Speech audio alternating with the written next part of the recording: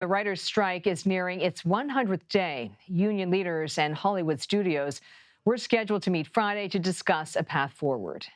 For more, let's bring in Katie Kilkenny. She covers labor and union issues for The Hollywood Reporter. So let's start with today's meeting. What are we learning about the progress? It is basically a meeting to discuss meetings. So it is the first time that the two parties are getting together since the Writers Guild of America called a strike on May 1st. But it is not a formal bargaining session. It is simply a meeting to Okay. see essentially if the two sides are willing to make enough concessions to warrant an actual formal bargaining session. Mm. Right now, both sides are being really secretive, but we know that they're basically trying to see if it makes sense to do an actual real bargaining session. Let's take that a step further. So, where do you see room to compromise or to make these concessions that are necessary to get talking again? Honestly, the two sides at present are really far apart on the core issues, but some obvious places where they could potentially come together are foreign streaming residuals. The Directors Guild of America earlier this year made a deal that established a streaming residuals formula that essentially takes into account streamers' international subscriber numbers. And so I could totally see the Writers Guild of America and or SAG-AFTRA getting a similar deal there, as well as general minimum rate increases. The two sides were not in agreement initially when they first broke off talks, but the Directors Guild of America has since gotten a 5% rate increase in the first year. The WGA is looking for 6%. So that's not so far apart. But on the big issues, AI, minimum staffing in writers' rooms, viewership data transparency for streamers, they are still very far apart.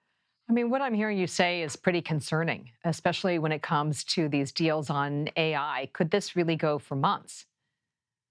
It could, absolutely. I mean, we really are in a sort of unprecedented scenario here in recent times.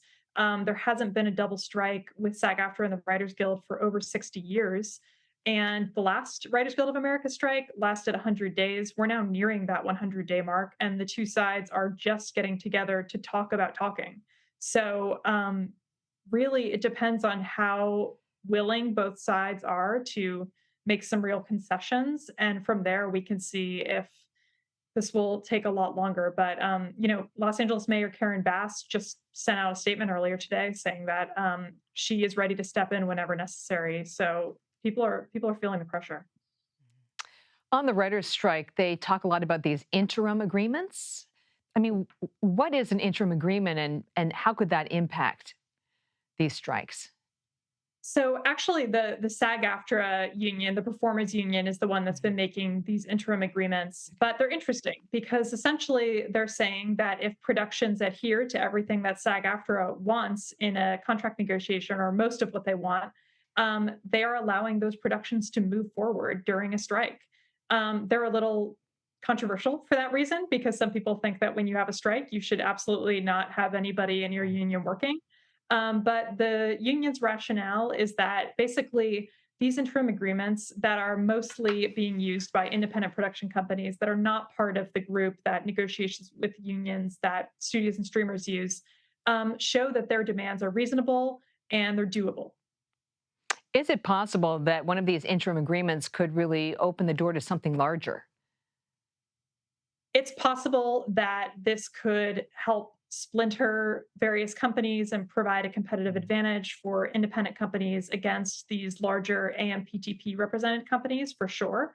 We haven't seen any of that yet. The AMPTP has stayed very united, but absolutely that's part of the rationale on the part of SAG-AFTRA to try and break off certain companies and see if they'll make individual deals. Kate Kilkenny, thanks for your reporting. Thank you so much for having me.